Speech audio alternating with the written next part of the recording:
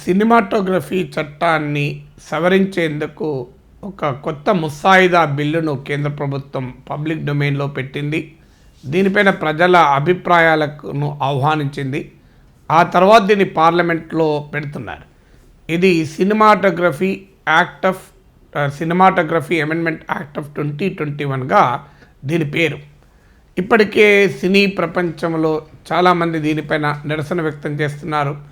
ప్రభుత్వం అంటే భయపడేవారు, ప్రభుత్వాన్ని ప్రశ్నించే ధైర్యం చేయని సినీ పెద్దలు ఇంకా నోరు విప్పలేదు. కానీ ఈ సినిమాటోగ్రఫీ అమెండ్మెంట్ యాక్ట్ ఏం చెప్తోంది? సో ఇప్పుడు ఉన్న ప్రొసీజర్ ఏంటంటే, ఇప్పుడు ఒక సినిమా తీశాక సెన్సార్ బోర్డు సర్టిఫికెట్ ఇవ్వాలి, central board of film certification. So ఈ CBFC central board of film certification censor certificate ఇస్తుంది. ఈ సెన్సార్ సర్టిఫికెట్ ఇవ్వడంలోనే చాలా గందరగోళము, రకరకాల సమస్యలు ఉన్నాయి అని ఇప్పటికే విమర్శలు వస్తున్నాయి. అయినా కూడా ఇది ఒక రకంగా ప్రభుత్వం నియమించిన వారైనప్పటికీ కూడా ఇది అటానమస్ ఇన్స్టిట్యూషన్గా ఈ central board of film certification ఉంటుంది. ఈ సర్టిఫికెట్ ఇచ్చిన తర్వాత ఇప్పుడు కొత్త నిబంధన ఏం చెప్తోందంటే, ఆల్రెడీ ఎప్పుడో సర్టిఫికెట్ ఇచ్చిన సినిమాలను కూడా తిరిగి సమీక్షించి మళ్ళీ రీసర్టిఫై చేయాలా వద్దా నిర్ణయించమని కేంద్ర ప్రభుత్వం సెన్సార్ బోర్డును ఆదేశించవచ్చు అని కొత్త చట్టంలో కొత్త మార్పులు చెప్తున్నాయి. అంటే అర్థం ఏంటి? మీరు ఎప్పుడో 20 ఏళ్ల క్రితం తీసిన సినిమా అయినా మీకు నచ్చలేదనుకోండి ఇప్పుడున్న ప్రభుత్వానికి, సో ఆ ప్రభుత్వము ఆ 20 ఏళ్ల కింద తీసిన సినిమానైనా కూడా తిరిగి సెన్సార్ సర్టిఫికేట్ ఇవ్వాలా వద్దా విచారణ జరపచ్చు. ఈవెన్ సత్యజిత్ రే సినిమాలే కాదు, రాజా హరిశ్చంద్ర సినిమాకు కూడా సర్టిఫికేట్ ఇప్పుడు మళ్ళీ కంటిన్యూ చేయొచ్చా లేదా సమీక్షించవచ్చు. అంటే కొత్తగా సర్టిఫికేట్ ఇవ్వడం కాదు, సర్టిఫికేట్ ఇచ్చి ఆల్రెడీ సినిమా ప్రదర్శించబడుతున్న సినిమాను కూడా అధికారంలో ఉన్న కేంద్ర ప్రభుత్వం దాన్ని పైన ఎవరైనా పబ్లిక్ నుంచి కంప్లైంట్ వస్తే అని ఒక క్లాజ్ ఉంది. పబ్లిక్ నుంచి కంప్లైంట్ ఏమన్నది, ఎవరెవరు కంప్లైంట్ చేస్తారు లేకపోతే చేయిస్తారు. అంటే అర్థం ఏంటి? కేంద్ర ప్రభుత్వానికి, ప్రస్తుతం అధికారంలో ఉన్న కేంద్ర ప్రభుత్వానికి ఇష్టం లేని పాత సినిమాల సర్టిఫికెట్లు కూడా రద్దు చేసడానికి వీలు కల్పిస్తోంది ఇది. అంటే ఇవాళ ఇక రేపటి నుంచి ఏం జరగబోతుంది? ఇవాళ బీజేపీ అధికారంలో ఉంది. గతంలో వచ్చిన సినిమాలు, తమకు సిద్ధాంతానికి నచ్చని సినిమాలు ఏమైనా ఉంటే వాటన్నిటి సర్టిఫికెట్లు కేంద్ర ప్రభుత్వం రద్దు చేస్తుంది. రేపు మళ్ళీ కాంగ్రెస్ అధికారంలోకి వస్తుంది. అప్పుడు కాంగ్రెస్ పార్టీ ఏం చేస్తుంది? బీజేపీ హయాంలో బీజేపీకి సిద్ధాంతానికి అనుకూలంగా తీసిన సినిమాల సర్టిఫికెట్లు కాంగ్రెస్ ప్రభుత్వం రద్దు చేస్తుంది. అంటే ఇక సినిమా అనేది ప్రభుత్వాల దయాదాక్షిణ్యాల పైన ఆధారపడి ఉండాలి. ఇది ఇప్పుడు కొత్త నిబంధన చెప్తున్నది. అంటే ఒక సెన్సార్ బోర్డు సర్టిఫికెట్ ఇచ్చిన తర్వాత కూడా, అది కొన్నేళ్ల తర్వాత కూడా మళ్ళీ దాన్ని రీసర్టిఫై చేయమని సెన్సార్ బోర్డును ఆదేశించే అధికారాన్ని కేంద్ర ప్రభుత్వానికి కట్టబెడుతోంది. అంటే ఈ రకంగా పాత సినిమాలకు కూడా సర్టిఫికెట్లు రద్దు చేయొచ్చు, ఇదొక పాసిబిలిటీ. రెండవది, సెన్సార్ బోర్డు స్వయం ప్రతిపత్తి కూడా ఉండదు.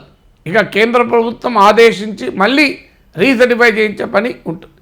ఒకవేళ ఏదైనా సెన్సార్ బోర్డు నిర్ణయం పైన లేదు కేంద్ర ప్రభుత్వం ఇచ్చిన డైరెక్షన్ల పైన వ్యతిరేకత ఉంటే హైకోర్టుకి వెళ్ళి లేదా సుప్రీంకోర్టుకి వెళ్ళి కోర్టులో తెలుసుకోవాలి. కోర్టులో తెలుసుకోవాలంటే ఎన్నేళ్ళు పడుతుందో మనకు తెలుసు, ఎంత ఖర్చు అవుతుందో తెలుసు, ఎంతమంది ఫిలిం ప్రొడ్యూసర్లు దాన్ని ఎఫర్ట్ చేయగలుగుతారో తెలుసు. అంటే ఇప్పుడు ఒక 4 ఏళ్ల కిందటి సినిమా 4 ఏళ్ళు ప్రదర్శించాక లేదు సెన్సార్ బోర్డు అనుమతించి ప్రదర్శనకు సిద్ధంగా ఉన్నప్పుడు కేంద్ర ప్రభుత్వం మళ్ళీ దీన్ని రీసర్టిఫై చేయమని ఆదేశించవచ్చు. అంటే అప్పుడు ఏం చేయాలి? వాళ్ళు హైకోర్టుకి వెళ్ళి కేసు పెట్టుకోవాలి. విచిత్రం ఏంటంటే, ఇప్పటి వరకు ఉన్న వ్యవస్థ ఏంటంటే, సెన్సార్ బోర్డు కనుక సర్టిఫికేట్ రిజెక్ట్ చేస్తే ఫిలిం సర్టిఫికేట్ అపలేట్స్ ట్రిబ్యునల్ అనే ఒక ట్రిబ్యునల్ ఉంటుంది. సో ఆ ట్రిబ్యునల్లో వెళ్ళి కేసు వేయచ్చు. అంటే ఉదాహరణకు నువ్వు సినిమా తీస్తావు, సెన్సార్ బోర్డు అకారణంగా సర్టిఫికేట్ ఇవ్వదు. అప్పుడు నువ్వు ట్రిబ్యునల్కి వెళ్ళి, ఫిలిం సర్టిఫికేట్ అపలేట్స్ ట్రిబ్యునల్కి వెళ్ళి నాకు అన్యాయంగా నా సినిమాకు సర్టిఫికేట్ ఇవ్వడం లేదు అని అడగచ్చు. ఇటీవల 2021 ఏప్రిల్లో ఈ ఫిలిం సర్టిఫికేట్ అపలేట్ ట్రిబ్యునల్స్ను కూడా కేంద్ర ప్రభుత్వం రద్దు చేసింది, అబాలిష్ చేసింది. అంటే అర్థం ఏంటి? ఇక ఎవరికైనా సెన్సార్ బోర్డు సర్టిఫికెట్ నిరాకరించినా లేదా గతంలో ఇచ్చిన సర్టిఫికేట్ను మళ్ళీ ఇప్పుడు నిరాకరించమని కేంద్ర ప్రభుత్వం ఆదేశించిన కోర్టుకు వెళ్ళడం తప్ప మరో మార్గం ఉండదు. ఒక రకంగా ప్రభుత్వం ఏ సినిమా తీయాలి, సినిమాలో ఏ రకంగా ఉండాలి అనేది అధికారంలో ఉన్న పెద్దలే నిర్ణయిస్తారు. అంటే తమ సిద్ధాంతానికి అనుగుణంగా, తమ రాజకీయ దృక్పథాలకు అనుగుణంగా మాత్రమే సినిమాలు రావాలి. తమ విలువలకు అనుగుణంగా, తమ ఆలోచనలకు అనుగుణంగా మాత్రమే సినిమాలు రావాలి. లేకపోతే మేము సినిమాలకు సర్టిఫికెట్లు ఇవ్వనీయం, ఇచ్చినా కూడా దాన్ని రీసర్టిఫై చేయమని ఆదేశిస్తాం. ఇది ఇప్పుడు కేంద్ర ప్రభుత్వ కొత్త వైఖరి. అంటే మీడియాను, సోషల్ మీడియాను, వెబ్సైట్లను, డిజిటల్ మీడియాను అన్నిటినీ కంట్రోల్ చేయడమే కాకుండా సినిమాను కూడా మేము కంట్రోల్ చేస్తాం. వాస్తవంగా KM Shankarappa versus Union of India కేసులో 2000 సంవత్సరంలోనే సుప్రీంకోర్టు తీర్పు చెప్పింది. కర్ణాటక హైకోర్టు ఇచ్చిన తీర్పును ఆమోదిస్తూ సుప్రీంకోర్టు తీర్పు చెప్తూ సెన్సార్ బోర్డు సర్టిఫికెట్ల వ్యవహారంలో కేంద్రము మళ్ళీ జోక్యం చేసుకోవడాన్ని రాజ్యాంగం అంగీకరించదు అని కూడా సుప్రీంకోర్టు తీర్పు చెప్పింది. విచిత్రం ఏంటంటే సుప్రీంకోర్టు తీర్పుకు విరుద్ధంగా ఇప్పుడు ఈ కొత్త అమెండ్మెంట్ వస్తుంది. సుప్రీంకోర్టు చాలా స్పష్టంగా తీర్పు చెప్పింది. దీంట్లో రివిజనరీ పవర్స్ అంటే దీన్ని ఒక్కసారి సెన్సార్ బోర్డు సర్టిఫికెట్ ఇచ్చాక దాన్ని సమీక్షించేటువంటి అధికారాలు కేంద్ర ప్రభుత్వానికి లేవు అని supreme court KM Shankarappa versus Union of India కేసులో తీర్పు చెప్తే ఇప్పుడు మాకు అధికారాలు ఉండేలా చట్టాన్ని మార్చుకుంటామంటూ కేంద్ర ప్రభుత్వం ముందుకొస్తుంది. మనం చూసాం. ఇకపై రాజకీయ సినిమాలు ఉండవు, ప్రభుత్వ విధానాల్ని ప్రశ్నించే సినిమాలు ఉండవు, సమాజంలో ఉండే లోపాలను ఎత్తి చూపే సినిమాలు ఇక ఉండవు. సినిమా అనేది కేవలం హీరోలు హీరోయిన్లు ప్రేమించుకునే సినిమాలు మాత్రమే ఉంటాయి. ఇక్కడ హీరోలు హీరోయిన్లు ప్రేమించుకుంటే వీళ్ళల్లో వాళ్ళ ప్రేమకు భగ్నం వాటిల్లో చేస్తే, అత్త కొడలు కొట్టుకుంటే ఇట్లాంటి సినిమాలకు ప్రభుత్వాలకు ఏమీ ఇబ్బంది ఉండదు కనుక అట్లాంటి సినిమాలు మాత్రమే నడుస్తాయి. ఇది ఇప్పుడు కేంద్ర ప్రభుత్వ కొత్త చట్ట సవరణ చెప్తున్నది. ఇప్పటికీ సినిమాకు ప్రభుత్వం ద్వారా, రాజ్యం ద్వారా, రాజ్యేతర శక్తుల ద్వారా అనేక సందర్భాల్లో ఇవాళ ప్రమాదాలు, హెచ్చరికలు, దాడులు మనం చూస్తున్నాం. సినిమా థియేటర్లు ఇవ్వకపోవడము, ఇలాంటి అనేక రకాల ఇబ్బందులు ఆల్రెడీ సినీ పరిశ్రమ చూస్తోంది. తప్పుడు సినిమాలుంటే మీరు దానికి సమాజం పరిష్కారం చెప్పాలి, కానీ ప్రభుత్వం నిర్ణయించడం ఏది మంచిది ఏది చెడ్డది అన్నప్పుడు ఏ రకమైన నిర్ణయాలు వస్తే మనకు తెలుసు. దీనికి కేంద్ర ప్రభుత్వం ఈ సవరణకు సమర్థన ఏంటంటే భావప్రజ్ఞా స్వేచ్ఛ. సినిమా కూడా ఒక భావప్రజ్ఞా స్వేచ్ఛ. ఆ భావప్రజ్ఞా స్వేచ్ఛకు సహేతుక ఆంక్షలు ఉంటాయి కదా.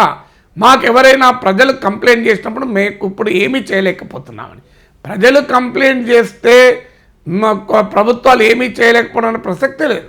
ప్రజలు నిజంగానే ఒక సినిమా మీద కంప్లైంట్ చేస్తే ప్రజలే కోర్టుకు వెళ్ళొచ్చు, ప్రభుత్వమే కోర్టుకు వెళ్ళొచ్చు. ఇవాళ మీరు ఎలాగైతే సినిమా వాళ్ళని కోర్టుకు వెళ్ళమంటున్నారో ప్రజలు, ప్రభుత్వము, పార్టీలు కూడా కోర్టులకు వెళ్ళొచ్చు. అందువల్ల ఇది అనవసరపు జోక్యము.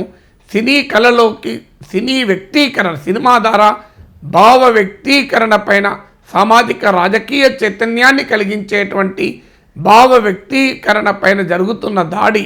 అందువల్ల సినీ పరిశ్రమ పెద్దలు, సినిమాను ప్రేమించేటువంటి, కళను ప్రేమించేటువంటి పెద్దలు ఖచ్చితంగా దీనిపైన స్పందించాలి. ప్రతిపక్ష పార్టీలు స్పందించాలి.